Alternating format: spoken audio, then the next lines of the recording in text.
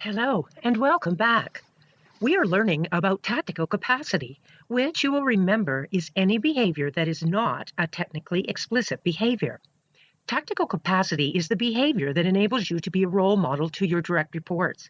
It's the behavior that guides operational improvements, and it's the behavior that guides others through change. And it's the behavior that allows you to sustain excellence on the job.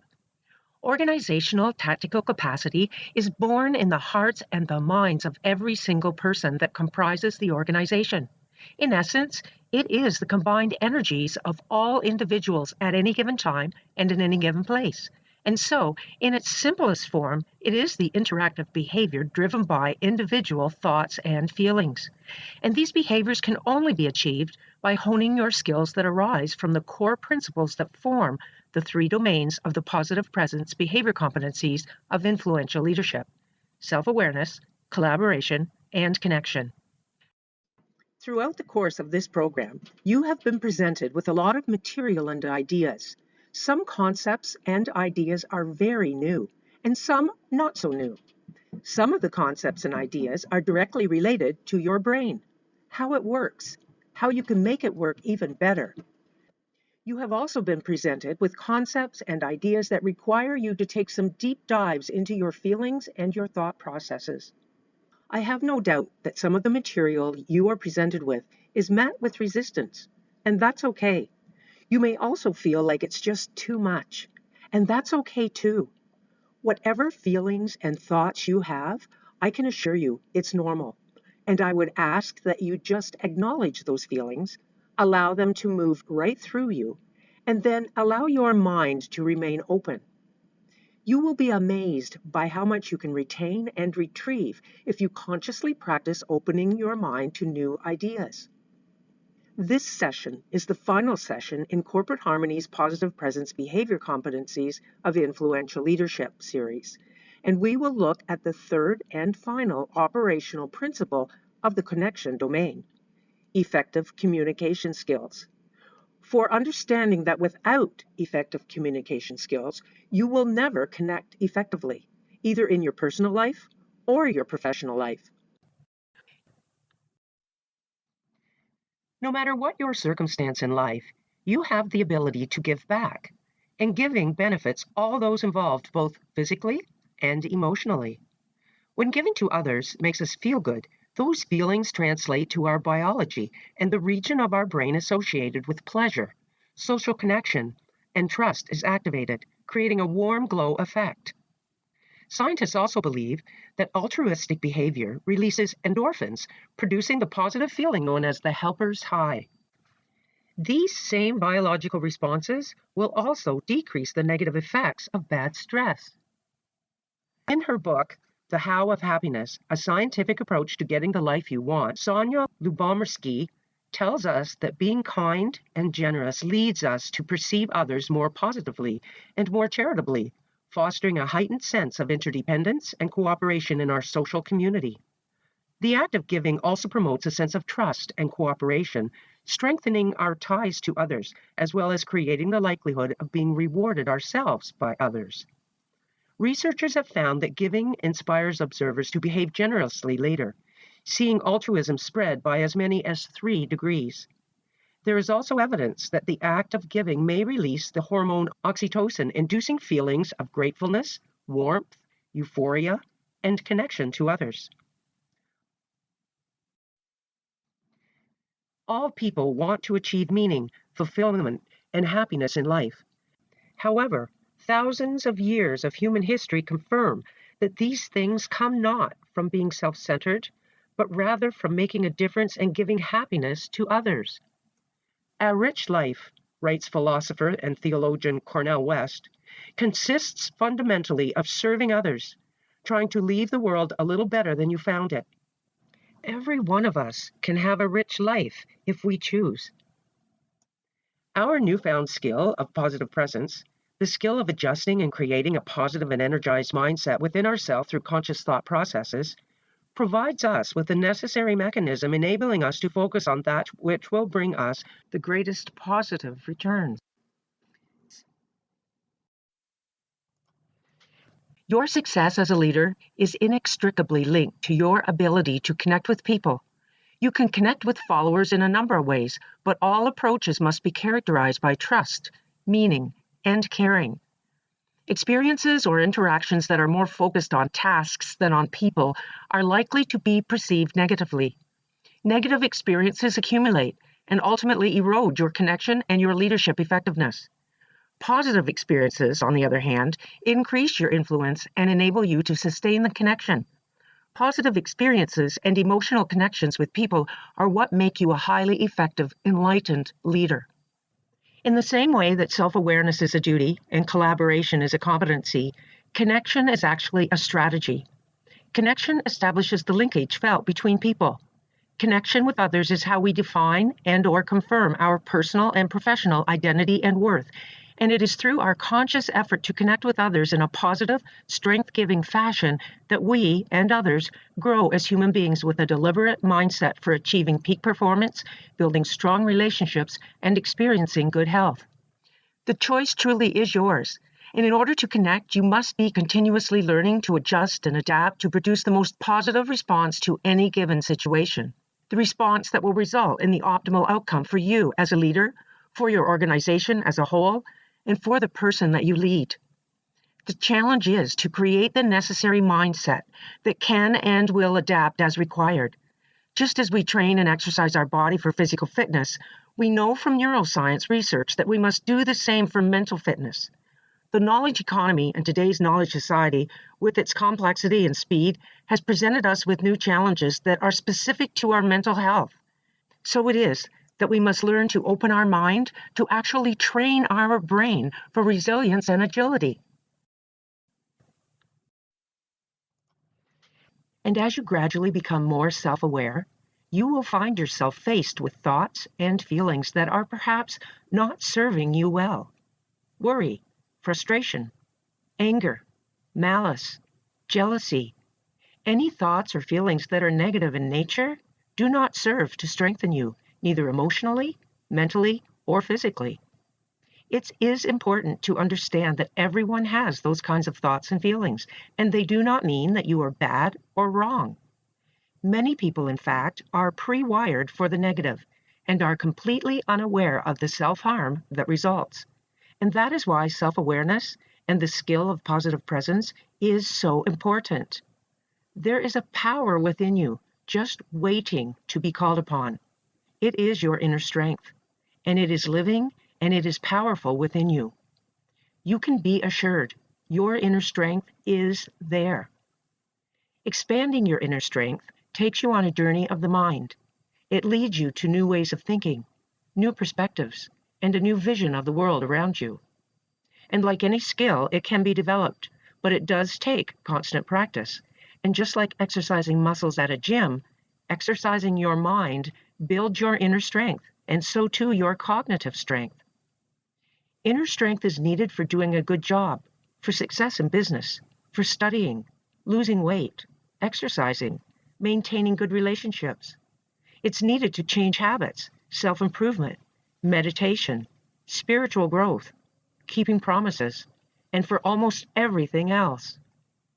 As your inner strength expands, so too will your willpower, your self-discipline, persistence, focus, and perhaps most importantly, as your inner strength expands, so too will your peace of mind. To do this takes practice and quiet time. That being said, you have that time right here, right now, and I will guide you through a very simple and time-efficient mini-med, which I've adapted from my friend Dina Proctor's 3x3 at www.dinaproctor.com. So please, close your eyes and take a deep, deep breath. Welcome to the mini-med for expanding your inner strength. For these couple of minutes, I invite you to sit comfortably.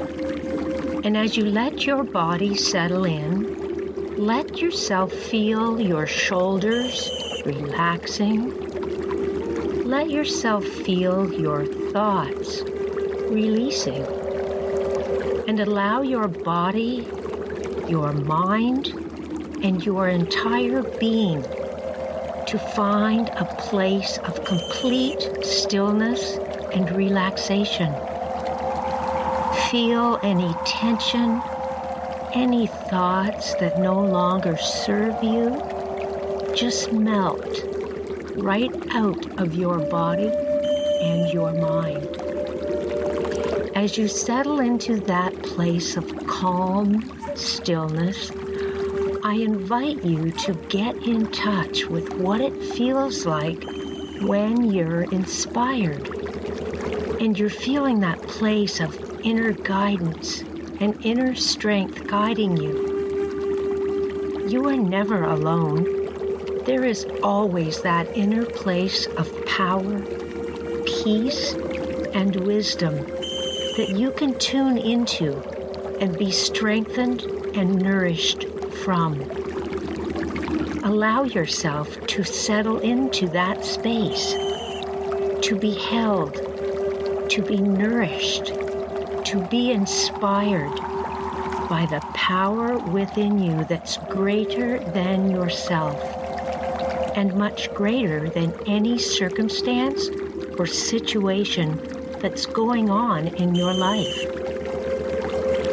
Getting in touch with that place of peace, power, wisdom, and inner strength helps any problem or situation pale in comparison. There is nothing that this place of highest wisdom can't handle. So let yourself feel that infinite wisdom, that peaceful strength grow and expand and saturate every level of your body and of your being right now. Feel it expand. Feel it nourish. Feel it bring gentle wisdom and peaceful strength to every level of your being. Now, let your body take one last breath in, right now, feeling that peaceful inner strength embodied and anchored in every level of your being going forward.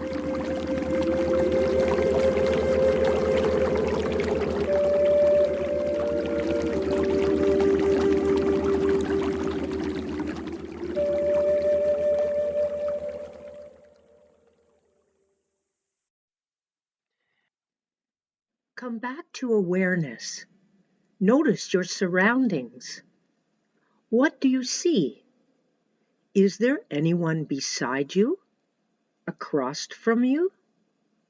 What sounds do you hear? After the Second World War, the Japanese economy was in ruins. The American economy, on the other hand, was booming. As a result of this, a number of leading quality management gurus like Deming and Juran traveled to Japan to share their teachings. The Japanese took these principles to heart and applied them rigorously. By the 1970s and 1980s, the quality of automobiles coming out of Japan was far superior to American vehicles. Toyota, in particular, led the way, gaining an outstanding reputation. In an attempt to close the gap to the Japanese automakers, there was a global resurgence of interest in lean methods and technologies. This growth spread outside the automotive industry into other manufacturing sectors, as well as into transactional environments and even healthcare. The lean philosophy seeks to eliminate wasteful practices and increase value-producing practices in the manufacturing industry. Essentially, lean is a business process improvement strategy centered on making obvious what adds value by reducing everything else. One philosophical approach to lean focuses upon improving the flow or smoothness of production work, thereby steadily eliminating mura, which is unevenness. This approach naturally takes a system-wide perspective of flexibility and change. In the same way, the lean philosophy seeks to eliminate wasteful practices and increase value-producing practices. The positive presence philosophy seeks to eliminate negative behavior habits and patterns, and by doing so increase value-producing thoughts, feelings, and most importantly, behavior. Positive presence is a business process improvement strategy centered on making obvious what behavior adds value, thus reducing toxic, disruptive, and non-productive behavior in the workplace. Positive presence focuses upon improving the energy flow or smoothness of the work environment by eliminating behavior that is resulting from uneven or incoherent brainwave activity. Like the lean approach, the positive presence approach naturally takes a system-wide perspective of flexibility and change, principally required to allow for an increase in coherent or positive energy flow to drive synergy throughout the organization. In lean strategy, the flexibility and ability to change are within bounds and not open-ended, and therefore often not expensive capability requirements. More importantly, all of these concepts have to be understood, appreciated, and embraced by the actual employees who build the products and therefore own the processes that deliver the value. Lean aims to make the work simple enough to understand, do, and manage through a mentoring process. The mentoring process concept of Lean Sensei encourages companies, organizations, and teams to seek outside third-party experts who can provide unbiased advice and coaching. As with the lean strategy, the flexibility and ability to change in the positive presence strategy are within the bounds of an individual's current abilities and are not open-ended, and therefore often not expensive capability requirements. And more importantly, like lean, all of the positive presence concepts have to be understood, appreciated, and embraced by the actual employees who make up the work environment and therefore own the mind processes that deliver the value in today's knowledge economy. As well, positive presence aims to make the work simple enough to understand, do, and manage through a mentoring process, whether through a self-coaching process or through an outside third-party expert who can provide unbiased advice and coaching. The cultural and managerial aspects of lean are possibly more important than the actual tools or methodologies of production itself. So too, the cultural and managerial aspects of positive presence are critical to the positive presence strategy. And, like lean, the role of organizational leaders is the fundamental element of sustaining the progress of positive presence as a business process improvement strategy. And also like the lean strategy, key managerial values and attitudes are needed to sustain continuous improvement in the long run. These core management principles can be articulated around the twin pillars of continuous improvement, a relentless improvement in the thought processes needed for positive presence, and respect for people, engagement in long-term relationships based on continuous improvement and mutual trust. Furthermore, just as lean thinking has played an important role in fundamental transformation of businesses, positive presence will, without a doubt, form the next big influence on fundamental transformation of organizational work environments. Influential leaders connect with others by paying attention to the many small but significant elements of effective communication. Communication is essential to everything you do in life. Communication connects you to or disconnects you from customers and clients, coworkers, prospects, patients, as well as family and friends. The quality of your personal and professional relationships is profoundly affected by your ability to communicate. The challenge is to improve your ability to hear what is being said and then to say what you mean in a way that will be heard. In order to be heard, you must be able to communicate in a way that will create the most coherent flow of positive emotional energy within you and around you. If you combine all the time you spend making and returning phone calls, sending and responding to emails and text messages, writing notes, memos and reports, meeting with team members, coworkers, patients and clients, making presentations, and the like, you will find that 70 to 90% of your total working hours involve some form of communication. It is simple, really. You cannot be an influential leader if you cannot communicate well. Effective communication begins or ends all forms of collaboration in our individual work environments.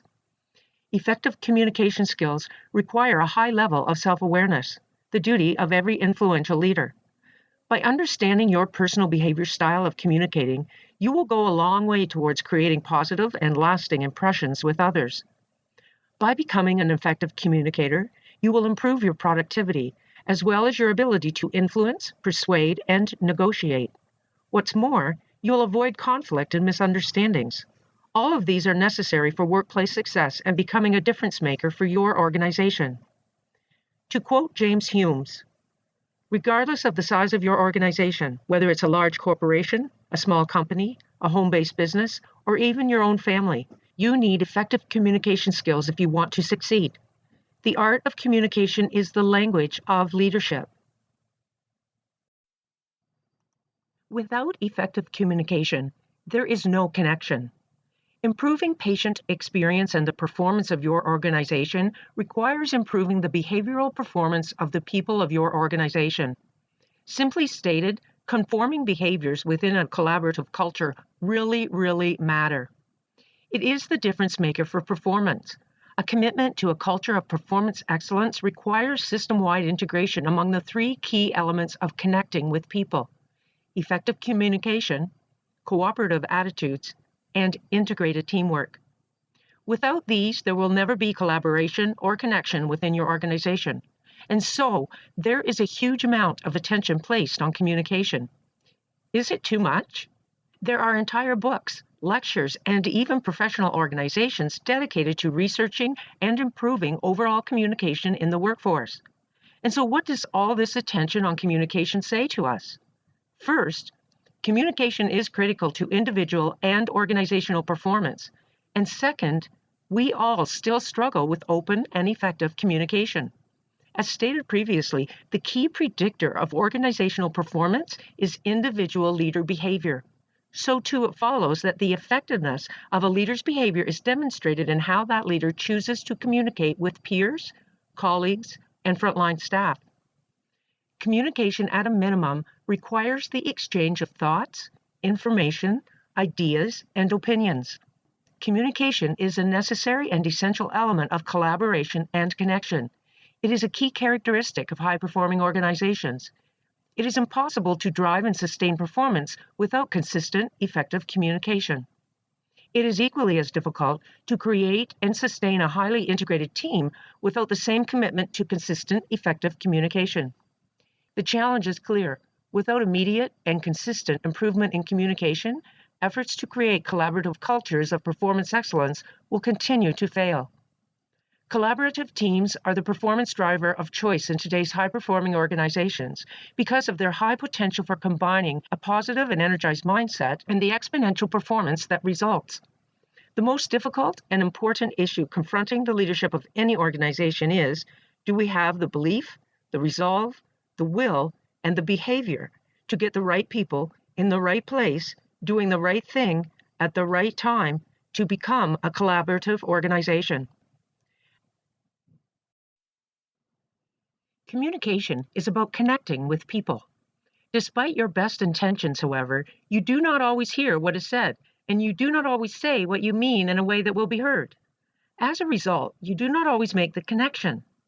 The greatest obstacle to communication is the illusion that it has taken place.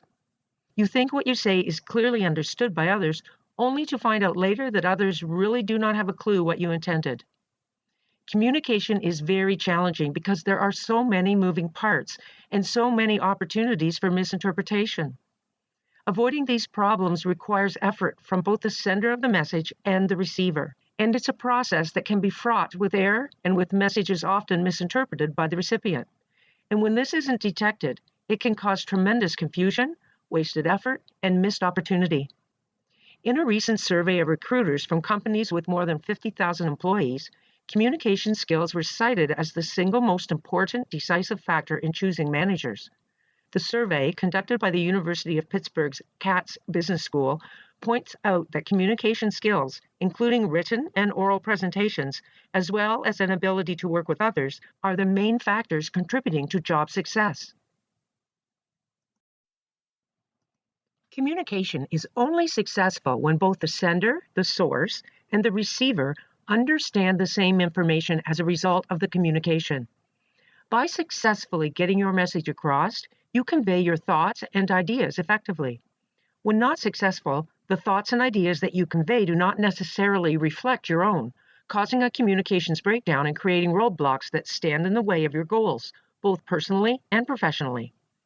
Communication barriers can pop up at every stage of the communication process, which consists of source or the sender, then encoding the message, the channel, then decoding the message by the receiver, followed by feedback and context. These barriers have the potential to create miscommunication, misunderstanding, and confusion. To be an effective communicator and to get your point across without misunderstanding and confusion, your goal should be to lessen the frequency of these barriers at each stage of this process with clear, concise, accurate, well-planned communications. It's important to note as well that the communication process requires the higher level brain function of the prefrontal cortex of your brain. In a negative atmosphere, this part of the brain is shut down, and the neurochemical hormones of higher level brain function are diminished, setting the stage automatically for miscommunication. Effective communication begins or ends all forms of collaboration in your individual work environments. Yet, we have multiple excuses for not improving our communication skills. Communication expert Bob Biesenbach states, "In over 25 years of professional life, I've heard every excuse there is for not making communication a priority in an organization. And I've heard them from every source, indifferent leaders, risk-averse lawyers, sluggish communication departments, you name it." Falling into the excuse trap is a common human reaction to the hard work necessary for effective communication. Some of the most common excuses for disrupting effective communication or sustaining ineffective communication are all too familiar to most organizations and work environments, and you've likely come across these in your own organization, or maybe even used them yourself a time or two. Awareness is critical in identifying these traps as a detriment to performance and developing a strategy to avoid the typical excuses. Here are just some of the most common excuses for ineffective communication. Excuse number 1, we can make it better. Do documents and publications in your company routinely get caught in a perpetual churn cycle where people offer endless edits and add little in the way of real value? Excuse number 2, we don't have all the information. The best you can do is to tell people what you know when you know it and promise to get them the rest of the information as soon as you get it. Silence is not a good alternative. Gossip abhors a vacuum and will always fill a silence gap. Excuse number 3, the lawyers won't let us. Keep in mind that a lawyer's words are an opinion. Start from the perspective of what can we say instead of what can't we say. Don't accept no comment for an answer. Excuse number 4, they'll ask a question we can't answer. Get over the fear of being labeled uninformed or out of the loop just because you can't answer a question. Excuse number 5, they've already been told. Have they really? How and by whom? And if they've been told, do they understand? Don't assume. And finally, excuse number 6, we don't have time. Lack of time, of course, is the mother of all excuses, and it's certainly not exclusive to communication. The fact is, we make time for the things that are important. Your ability to communicate and connect with others is determined by how effectively you do these 4 things. Number 1, care deeply. Number 2, listen carefully. Number 3, communicate your message effectively. And number 4, adjust your style appropriately. If you are an executive or manager, these 4 action steps of communication are essential for connecting with people and teams. People respond to leaders who care, listen, and communicate a clear and consistent message. People respond to leaders who are flexible in adjusting their behavior style. People resist leaders who don't seem to care, don't listen, don't communicate clearly, and who have an inflexible style.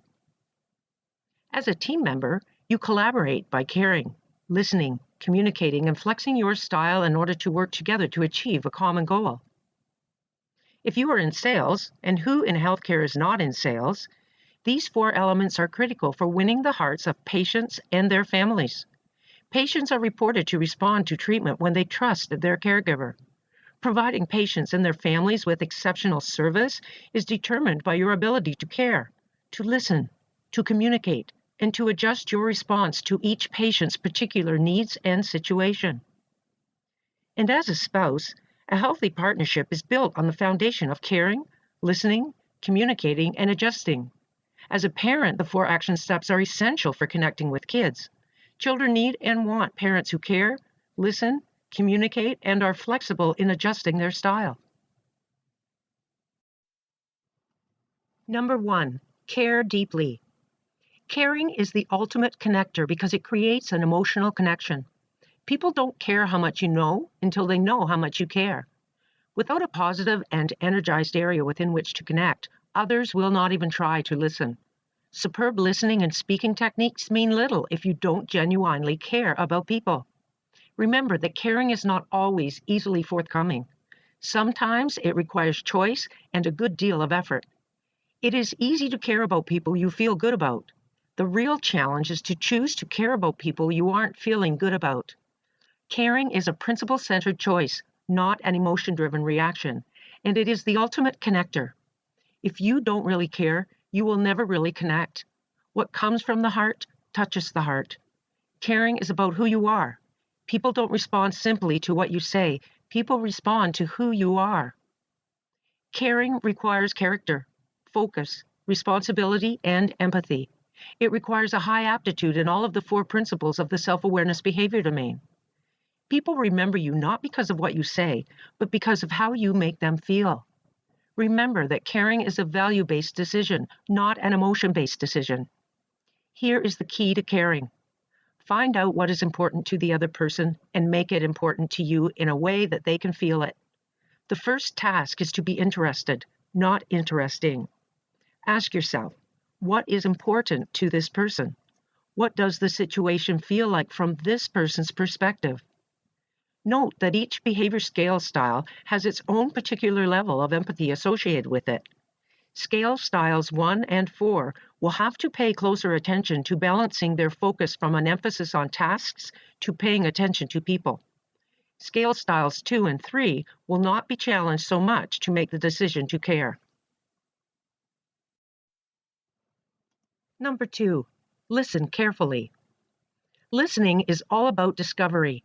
It is one of the most important ways of connecting with others. If you don't listen, you cannot communicate effectively. Listening is essential to making a positive connection with people. People do not always want or need to be agreed with. They do want to be heard and understood. Understanding occurs at 2 levels. The intellectual level, a person believes you understand what they are saying, and at the emotional level, a person believes you understand what they are feeling. Behavioral style scale 2 people are most at risk of not listening. They must focus on listening more carefully as they tend to talk more and listen less. Caring guides the way you listen.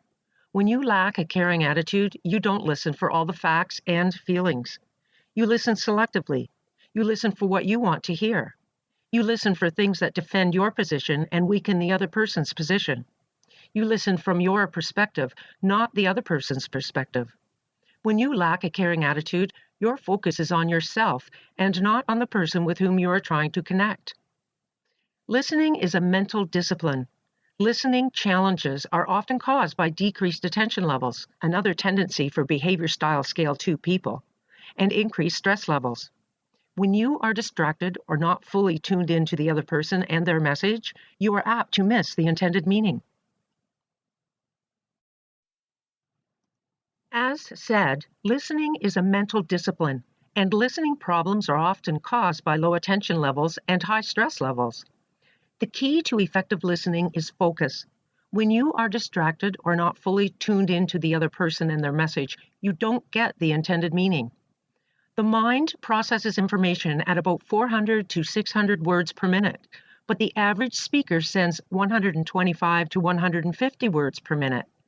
The difference in speed often causes our mind to drift away from listening. To improve your listening, use the FOCUS technique. In this instance, FOCUS is an acronym. F, focus on the person. Set aside your agenda and your ego, and try to understand their perspective and particular situation. Find out what is important to that person and make it important to you.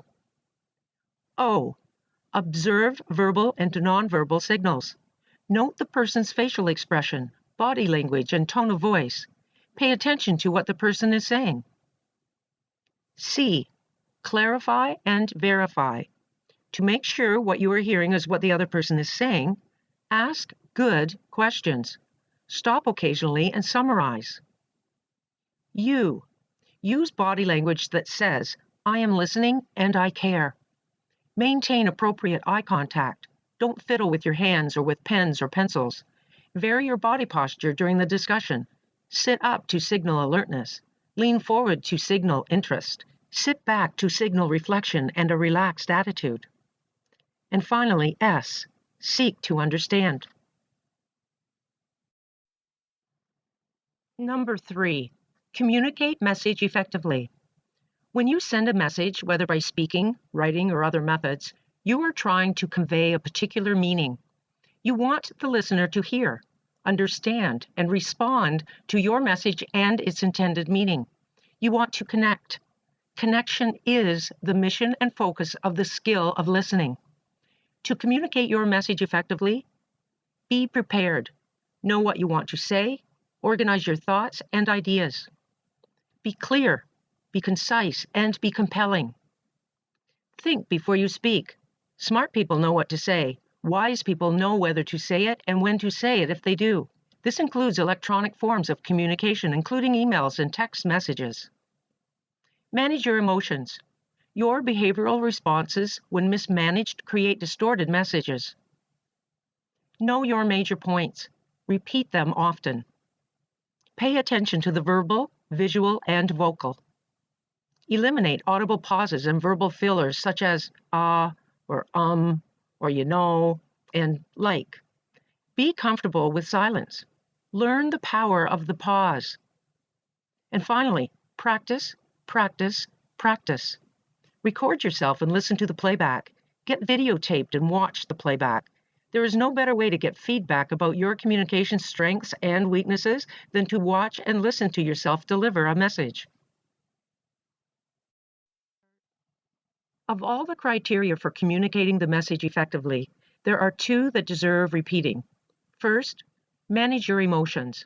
Remember focus, feelings, energy, action. Your behavioral responses, when mismanaged, can and will create distorted messages. Refer back to what you learned in Session 7, Behavior Intelligence and Managing Emotions, and choose not to communicate when you are in a high or low negative emotional state. Remember the emotional process. Manage your emotional process. Focus, feelings, energy, action. The second criteria for communicating the message effectively that deserves repeating is pay attention to how you communicate verbally, visually, and vocally. Verbal. Use words that communicate, illustrate, and motivate.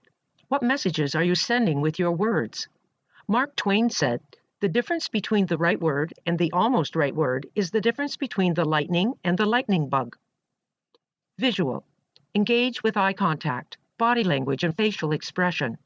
What message are you sending with your body language and facial expression? Vocal. Manage the inflection, tone, and volume of your voice. What message are you sending with your tone of voice? Listen as you communicate. Observe the nonverbal responses and make sure you continuously check for understanding by asking confirmation questions. We have spent an awful lot of time talking about behavior styles and behavior style preferences. You will remember that for the most part, you will have a predominant style that you will characteristically fall into. And you will remember that your predominant style arises from a combination of your personality, the environment in which you grew up, the environment in which you work or have worked, genetics, and who knows what other influences there have been in your life experience. There is no one style better than another, and in fact, research has proven that a high-functioning integrated team is typically composed of members of all 4 of the differing scale styles. What's more, your style can change over time and at your will. In a leadership role, your primary purpose is to get results through others by way of motivation and inspiration. Knowing your own behavior style preference is critical to understanding how others perceive you and how they are affected by you. Knowing the other 3 scale styles is critical to understanding how to motivate and inspire others, your boss, your peers, and your direct reports. From the matrix on this slide, you can see that high scale 1 people's communication style is get it done. They are direct, confident, and assertive, and they tell more than they ask. People who are high scale 2 have a communication style that says, get the picture. They are engaging, expressive, and animated, and they tell more than they ask. High scale 3 people have a communication style that says, get along. They are steady, low-key, and supportive, and they ask more than they tell. And high scale 4 people's communication style is, get it right. They are careful, systematic, and analytical, and like scale 3, they ask more than they tell. Each scale style has its own way of communicating and connecting. Therefore, it is very important to know your style, recognize the style of others, and make the appropriate adjustments in the way you communicate in order to connect with others whose style is different from yours. Effective communication requires that you learn to adjust and adapt for the communication strengths and limitations of your behavior style. Adaptability is the capacity to effectively adjust to situations. Adaptable leaders are flexible, quick thinkers and learners, and are highly versatile. They do not get stuck on a method or an approach that does not work, preferring instead to be proactive and resourceful in finding alternatives. Adaptability is an indispensable prerequisite to building connections. When it comes to being a people leader, there is no one-size-fits-all approach. Every person you lead and/or work with will likely be a different version of any given style. So it is that in the leadership world, all are not created equal. And it is an ongoing exercise of practicing and learning for what works and what doesn't work. The goal is to become adept at wearing any style at any time in any given situation. And this is where your skill of positive presence is invaluable. As you learn to create and adjust for a positive and energized mindset, you acquire a new awareness for your personal energy field and a new sensitivity for the energy of others. This results in your ability to recognize and respond to the other person's style. Positive energy is a coherent flow that exists when communication is successfully connecting with another person. As your sensitivity to another person's energy increases, so too will your ability to recognize and respond to the other person's behavior style and to adjust your communication approach as needed. Remember this: your behavior style affects all 4 elements of communication: how you choose to care, how you choose to listen, the way you convey your message, and how you choose to flex and adapt to the styles of other people. It's now time for your very last personal check-in of the entire Positive Presence Behavior Competencies series. And I trust that this is one behavior that has become a habit to serve you well. Your aptitude for mindfulness is a necessary attribute for success in today's world of complex, adaptive organizational systems, and particularly modern healthcare organizations. So please, close your eyes and take a deep, deep breath and repeat with me, either silently or aloud. What sort of feelings have I had since my last check-in? And count. 1, 2, 3, 4, 5, 6, 7. What have my thought patterns been like since my last check-in? And count. 1, 2, 3, 4, 5, 6, and 7. What have my behavior patterns been like since my last check-in? And count. 1, 2, 3, 4, 5, 6, and 7. And open your eyes.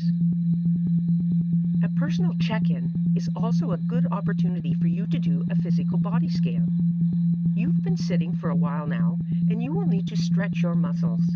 So either sitting or standing, Make a conscious effort to bring your body to a state of relaxed anticipation. Beginning at the top of your head, as you slowly breathe in and then out, I want you to first consciously acknowledge your scalp, and then focus on relaxing your scalp.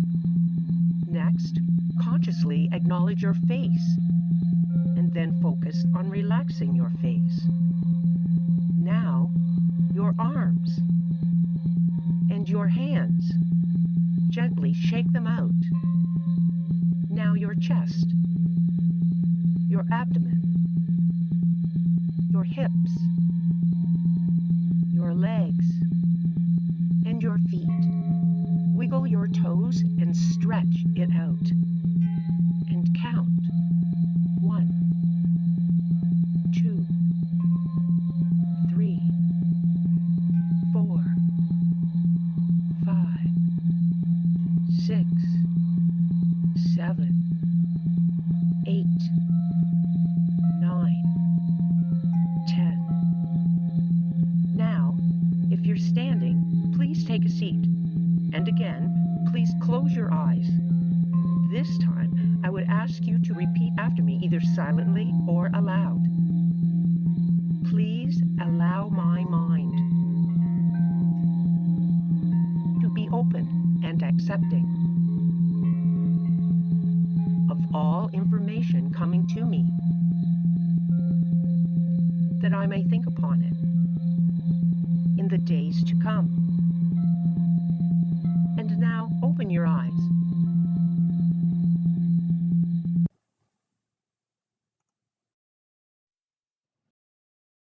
As an influential leader, you resolve problems, create opportunities, and manage events with a positive response to create the most optimal outcome out of the most difficult challenges. Adversity is an inevitable part of life.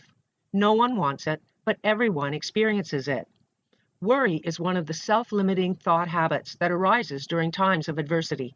In fact, I'm sure that every single one of you have experienced thoughts of worry at some point in your life. Science has actually proven, however, that when thoughts of worry become habitual, for some people even chronic, it is likely to result in impaired mental, physical, and emotional health. So, remember the mantra, it is what it is. Now what?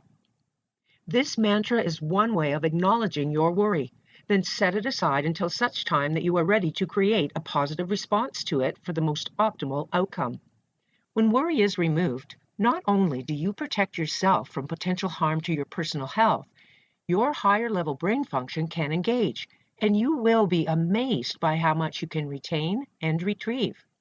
The best way to combat habitual or chronic worry is to replace those thoughts with thoughts and feelings of gratefulness, because when your brain is activated for gratefulness, it uses its positive pathways and shuts down the negative pathways of worry. When you don't use them, you lose them, fits here because the less often the negative pathways are used, the weaker they become and they lose their habitual nature.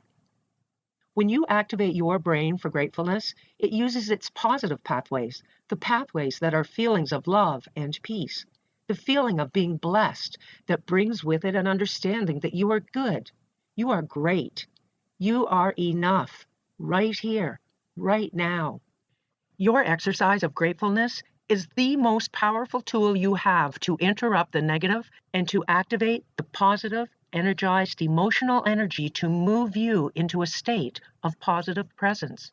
So for the next couple of minutes, I would invite you to practice your own personal exercise of gratefulness as we just listen.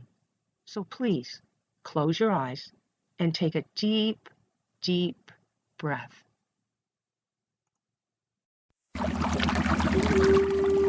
Welcome to the Mini-Med for Gratefulness. For the next couple of minutes, I invite you to sit comfortably, and for the next few minutes, just let your body, every muscle, completely relax any tension right now. And as you feel your body relaxing every muscle, just releasing any tension, you may also notice that your mind is relaxing as well. just settling in to a deep feeling of calm, warm peacefulness. As you settle into this wonderful, peaceful state, let your mind show you images of those things you most deeply appreciate in your life. There's no need to make it happen. Just in your relaxed state, invite your intuitive knowing to present images, memories, and thoughts of the events, circumstances, and people in your life for which you feel deep, deep gratitude and deep appreciation for. Just let these memories, these images show themselves in the screen of your mind. Each one, let yourself feel the emotion of deep, deep gratitude and of profound appreciation for this person or this situation. When your body, mind, and soul unite as one in deep gratitude for these amazing, amazing people and things in your life, and as you let your body take one last deep, deep breath in, anchor in this emotion of gratitude physically and emotionally so that you can come back and reconnect to it whenever you feel drawn to it.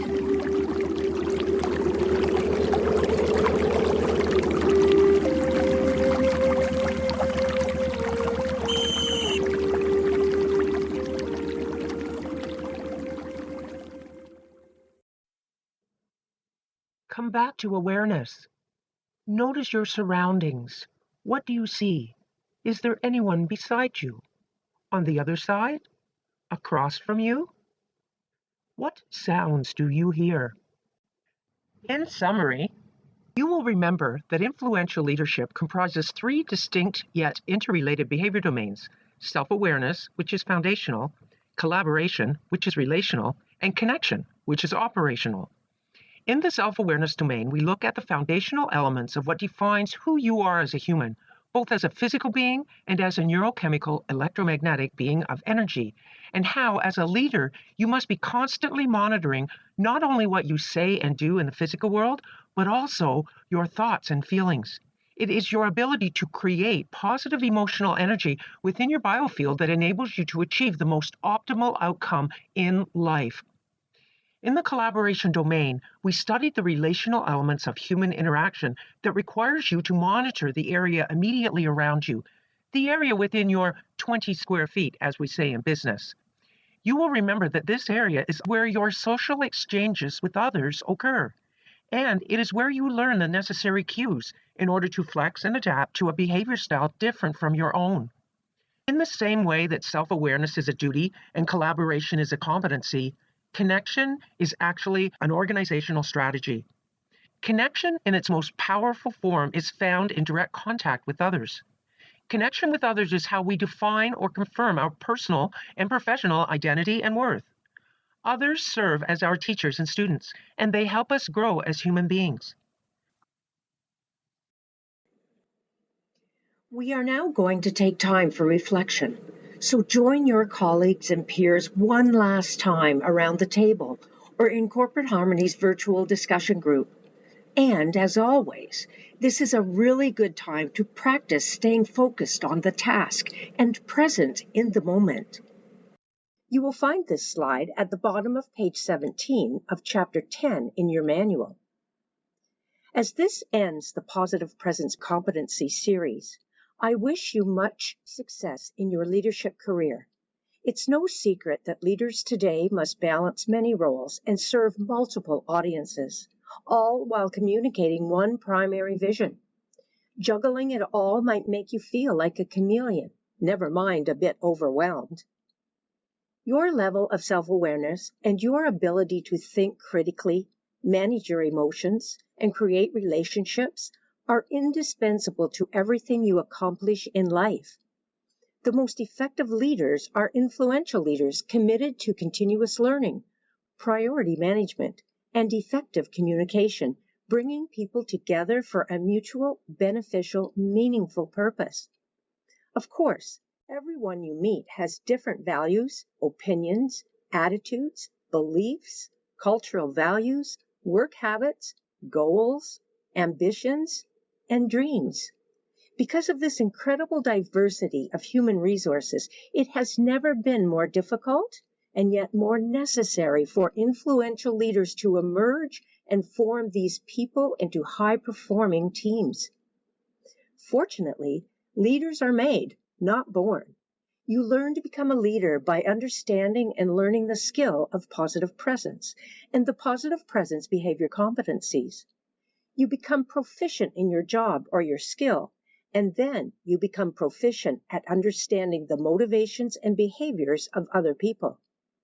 As a leader, you combine your personal competencies with the competencies of others into a positively energized, functioning team that can outplay and outperform its competitors.